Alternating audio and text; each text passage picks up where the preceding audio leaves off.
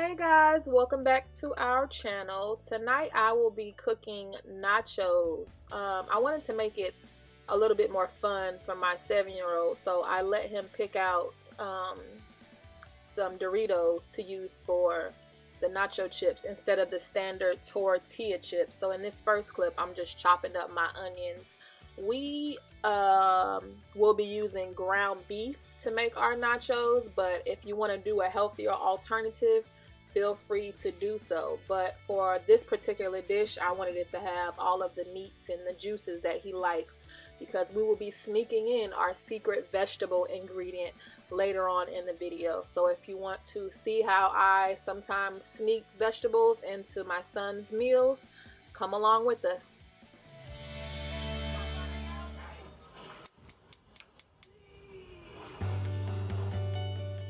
Okay, so to start off, I am adding butter to a hot pan. That's important to make sure you get your pan nice and hot. Mine is on about a medium high. Once the pan is preheated a little bit to melt the butter, you want to add your onions and just get a nice saute going. I season my onions with steakhouse seasoning and red pepper. I like to make sure I season each step so that the meal ends up being very flavorful.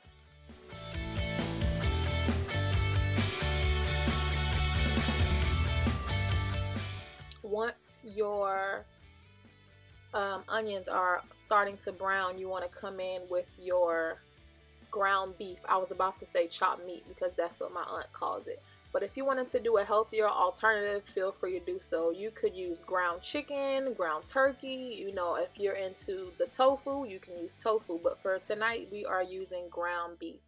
I'm just adding some garlic pepper and Sylvia's chicken rub. Sorry for the blurriness in that clip, but Sylvia's chicken rub is not just for chicken. If you have not tried it, you are missing out. So as you can see, my meat didn't have enough seasoning, so I wanted to add a little bit more red pepper. My son likes things to have a little bit of a kick. You get everything nice and sauteed and browned, and then you drain off your juice. So right here, I am adding our secret vegetable, spinach. I'm just gonna rinse it off, which I did off camera, and just cut it up really small, because by the time you chop up the vegetable and put it back in the pan for it to continue to cook down with the meat, he will never know, or whoever you're trying to get a little vegetable in, they'll never know. They'll either think it's garnish or parsley. So that is tonight's secret ingredient that we sneak in. I don't let the meat cook all the way. I'm just adding a little bit of salt and pepper, by the way. I don't let the meat cook down all the way because I want some of the juices from the meat to help simmer down the spinach. And by the time it's done, you can't even taste it, but you know it's in there. So that cooks down really quickly in about 2 to 3 minutes. This clip is slowed down just so you can see. It's the Great Value Queso Dip brand. If you want to do it a more traditional way and use Velveeta cheese and melt it down, you can do that, but I just love the taste of the queso dip. So right here, I'm just preheating my oven to about 325 so that we could put our chips in the oven and get them nice and warm. My son picked out the Doritos and I'm eating the guacamole tortilla chips.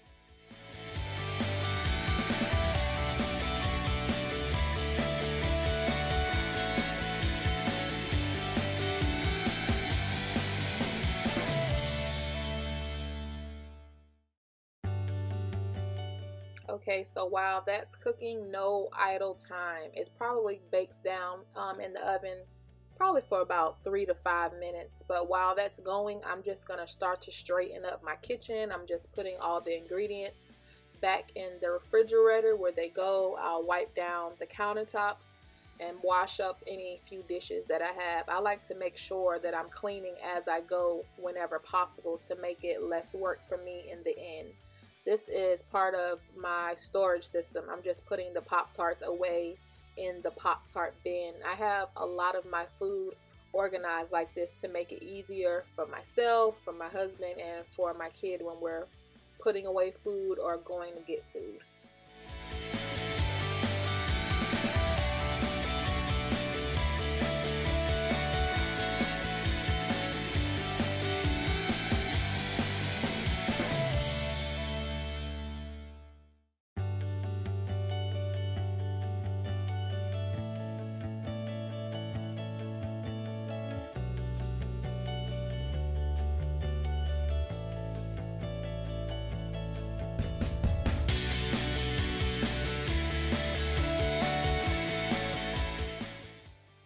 Okay, so 5 minutes is up. You want to make sure you put something down before you place your platter, because you don't want to put a hot platter on the countertop and ruin it. The tortilla chips are nice and warm, and it is time to start the plating process.